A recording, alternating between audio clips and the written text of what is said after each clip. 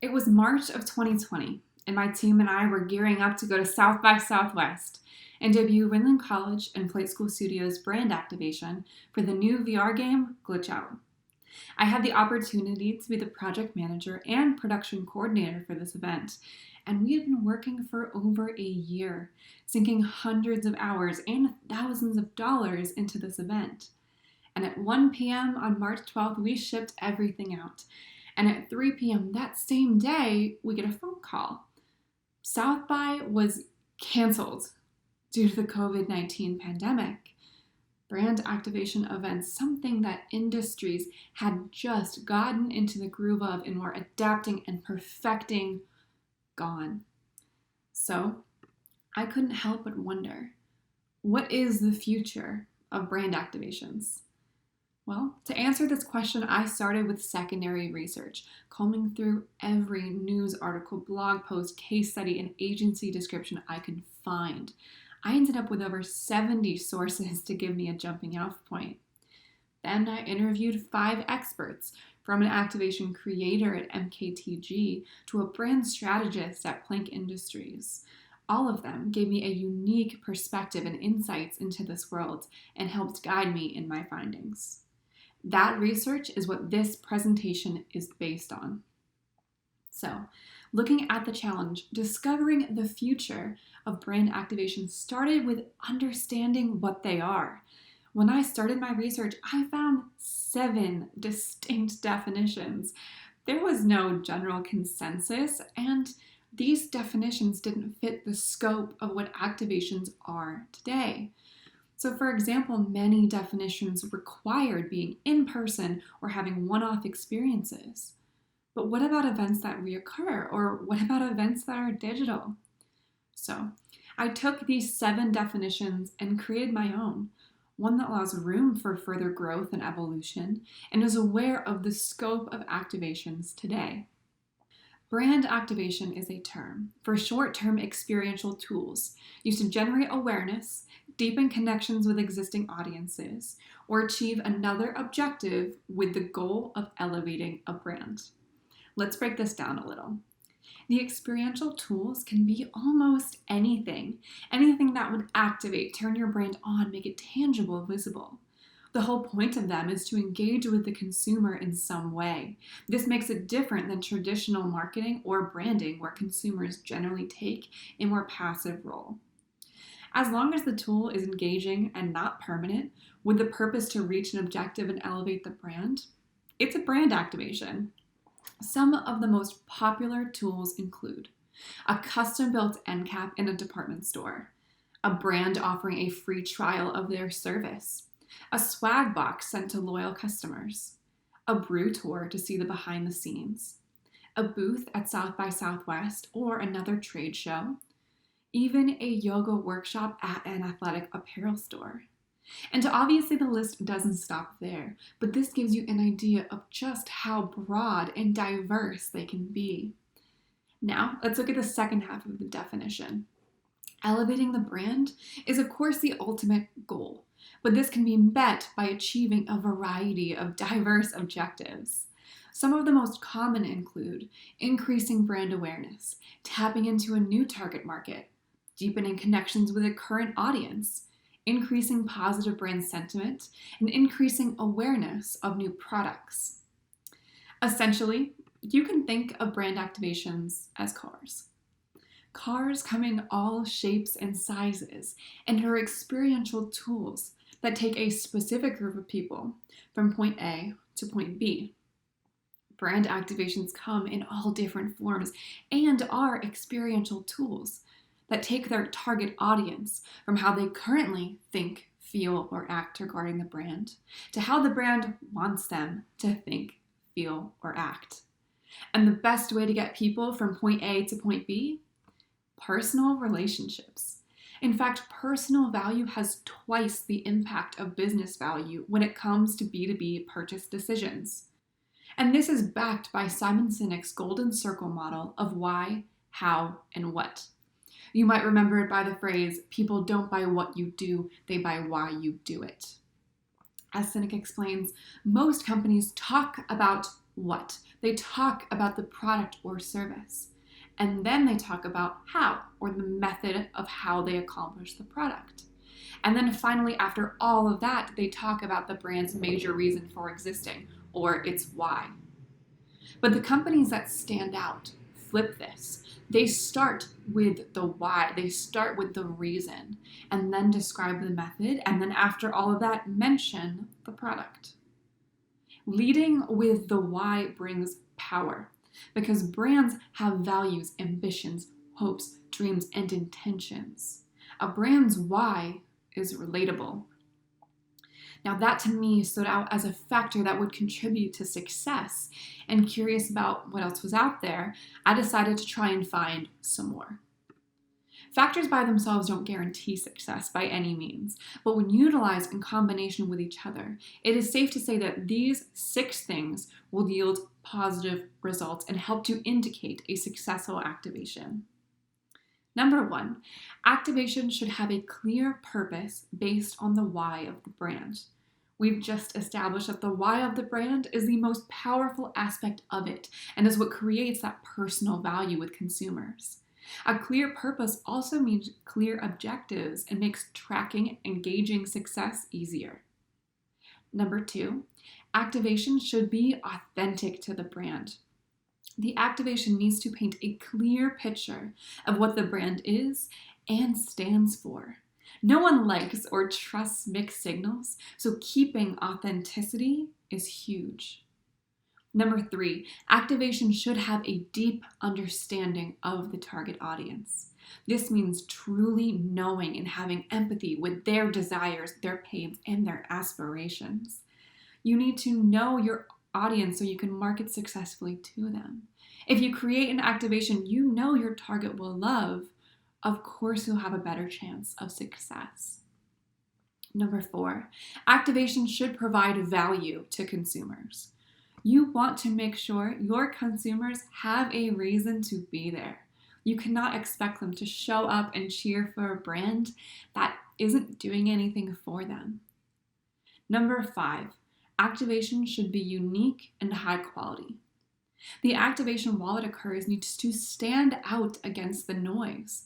And coupled with this is high quality, because you don't want something that's easily replicated or stolen by another brand. And lastly, activation should inspire continued conversation. Continued conversation can happen in a variety of different ways. It could be something as simple as a giveaway item that consumers can have and remember once the activation is over. Or the activation could be made around a worthy cause, and that worthy cause then sparks a conversation that continues after the activation is over. No matter how it is achieved, something about that activation needs to have longevity through conversation. And naturally, there are additional factors that apply, but those factors change depending on what the brand is and the tool that they use. So for example, in many instances, utilizing partnerships helps to fuel success because you can share the financial burden, expand your audience reach, and get a bigger outlet for awareness. However, if the tool you're using is something like an on-site tour, utilizing a partnership could take away from that intimate interaction you would have had with your audience. I know that was a lot of information I just threw at you, so let's recap. We now know what brand activations are, could look like, and could accomplish. We know that personal connection is important and can be accomplished through leading with a brand's why. And finally, we know what the general success factors are. And now that we're on the same page, I think we can talk about the pandemic. Remember that analogy of brand activations as cars? Well, brand activations in 2020 and beyond is like a car turning into a boat. Let me explain. Cars function on land, and 2020 is like a flood. It has made it to where cars can't drive. A car needs to turn into a boat, which fundamentally serves the exact same purpose. It's still a specific group of people from point A to point B. But this boat is better suited to this current flooded environment. Brand activations function best in places where you can be in person. But the environment has changed and made this interaction virtually impossible. Brand activations now need to adapt and change into something that fundamentally serves the exact same purpose, but is better suited to the social distancing required environment. And these changes, they're already happening. Within weeks, brands had adapted their activations to fit CDC guidelines and recommendations. And even now, almost a year later, we have a whole arsenal of widely tested and widely accepted and frequently used pivots and tools. Here's what some of them are.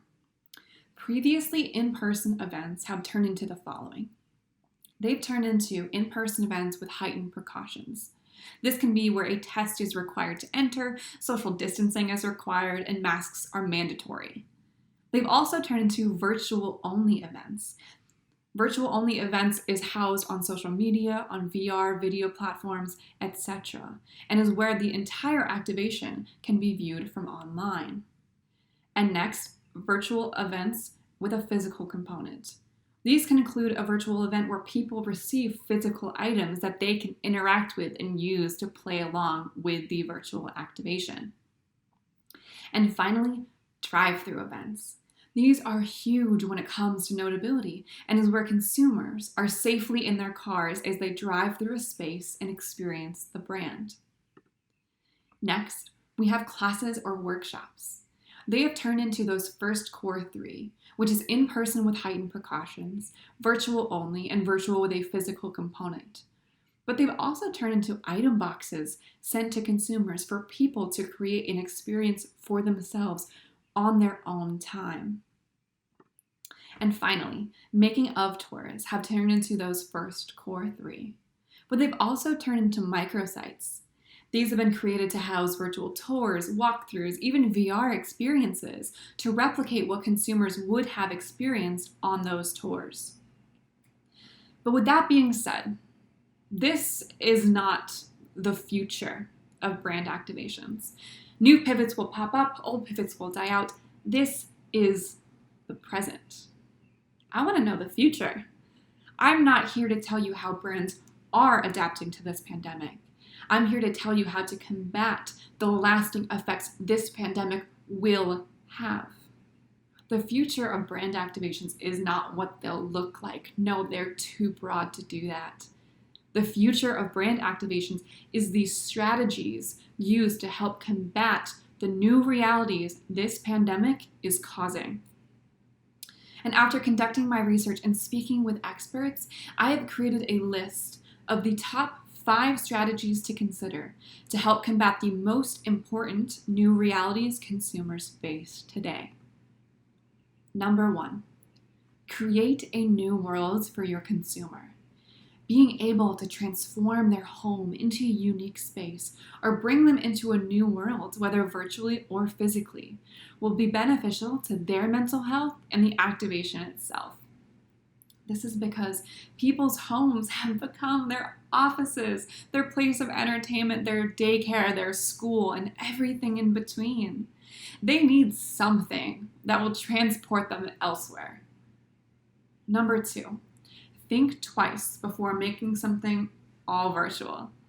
Screen fatigue will be your killer. If you do want things to be virtual, allow for people to choose their own path to replicate reality or deliver the physical world digitally.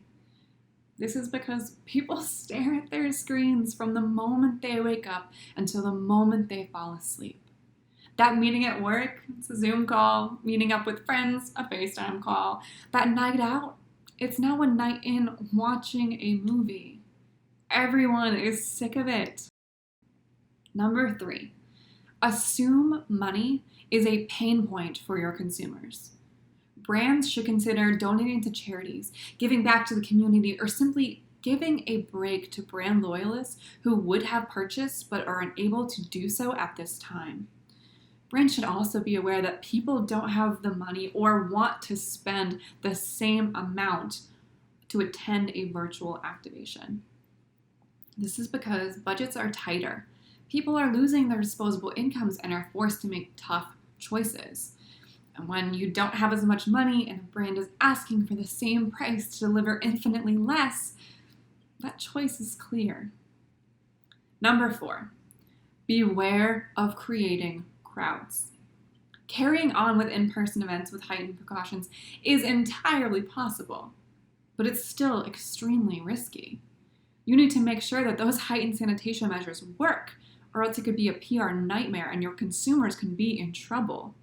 You want to protect your consumers' mental state, their well-being, their health, and make it memorable for them in the right ways and not in ways that are risky or dangerous. And number 5. This is the last, but perhaps the most important one. Brands need to exercise empathy and compassion authentically. Brands bragging, using flashy tricks, problematic influencers, unnecessarily wasteful events doesn't work anymore.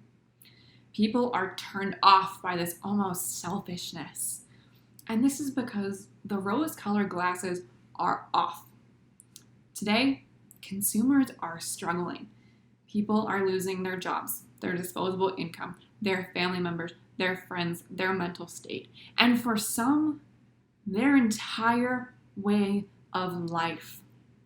And if they aren't personally, others who they care about are. Consumers don't want to feel like brands are using them to make more money and get views while they are hurting. They want to feel that the brand really cares for them and is willing to help them out. And that last strategy brings us into my main point in this presentation. The future of brand activations lies in brands transitioning into the role of a supporter and having consumer-focused whys as the basis for their activation. And acting as a supporter goes beyond providing value. Providing value is just an exchange. It's you showed up to something that benefits me, so I will give you something in return. Any activation, no matter why it was created, can and should provide value. Acting as a supporter is something different. It's the result of one of 2 categories of why an activation happened in the first place. To relate it to the Golden Circle model, we are saying the reason for the activation is the why. So, the first category is consumer-centered activations, or brands as a supporter. In this case, you lead with and prioritize the consumer. This conversation would look like, you are my consumer. I care about you so much, I made this thing for you to make your life better. The second category is brand-centered. You lead with and prioritize the brand. This conversation would look like, I want to increase this area of my business. So I will create this thing that provides value to my consumers so they will show up and like it. Both of these whys or categories of an activation have worked.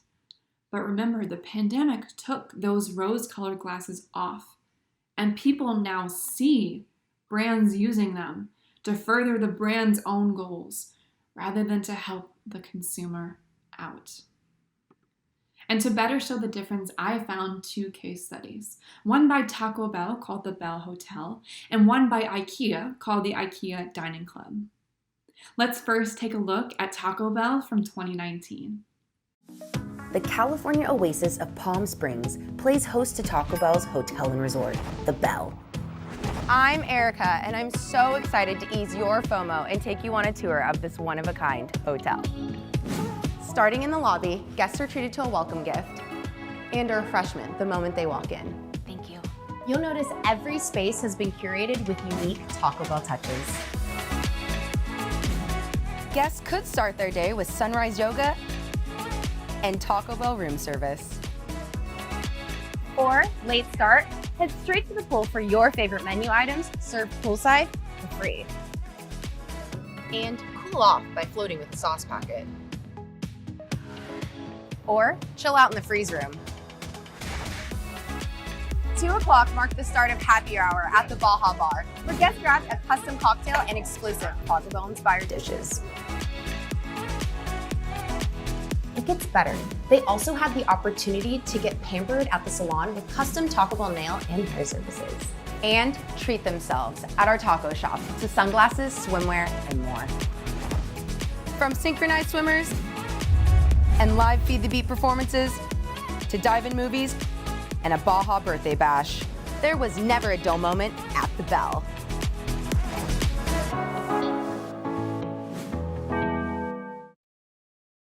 Now let's look at IKEA's Dining Club from 2016.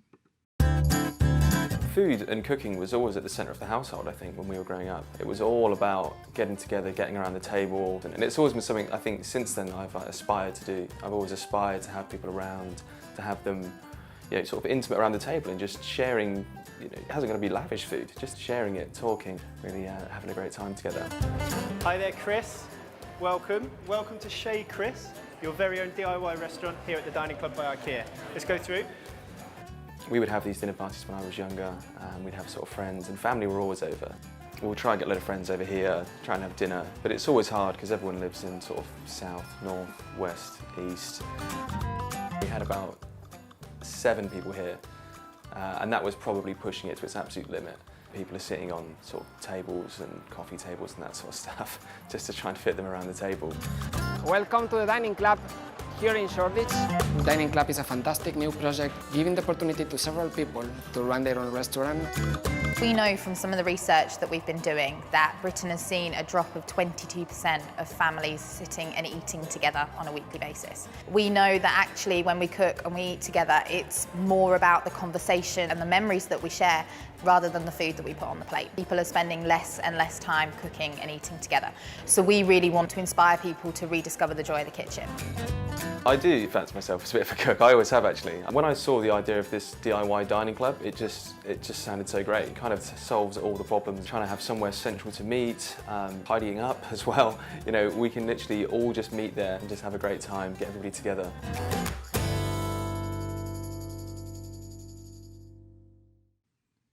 Now let's look at them together. Both of these activations were successful. They were authentic, provided value, were unique, high quality, and memorable. They produced media traction, and they achieved their objectives, and they both elevated the brand. But now let's look at the differences. Taco Bell had a brand-centered activation, and you can tell by what they led with in the video. They led with the what. You get free food, sunrise yoga, pool, concerts, happy hour, etc. And they invited almost exclusively influencers who would talk about it. Taco Bell never mentioned the why. They never said, we are making this hotel for you to take a step back and relax. No, this activation was clearly made to create buzz around the brand. And in today's pandemic world, people are more likely to react negatively to this.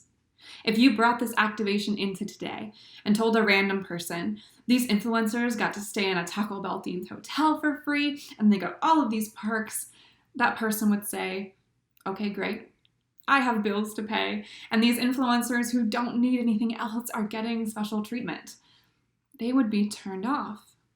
This activation would not be as successful if done today.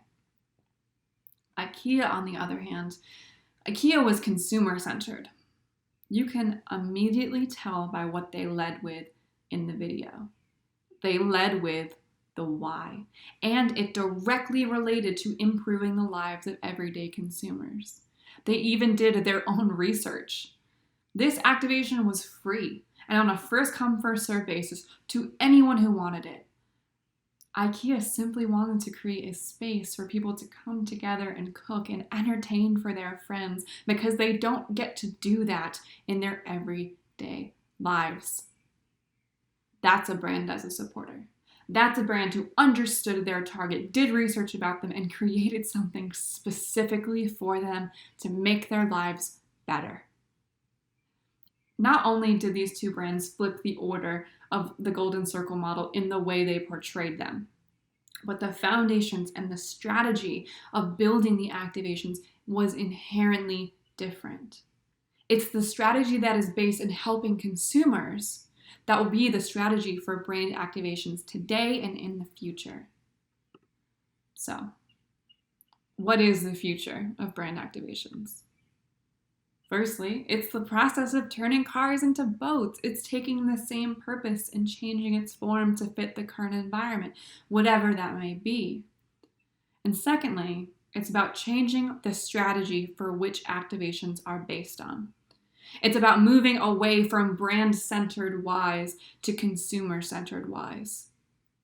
And my next step in this project will be applying my findings and creating a pandemic-friendly brand activation for the company Under Armour to show what this change in strategy could look like and would look like if applied. Thank you so much.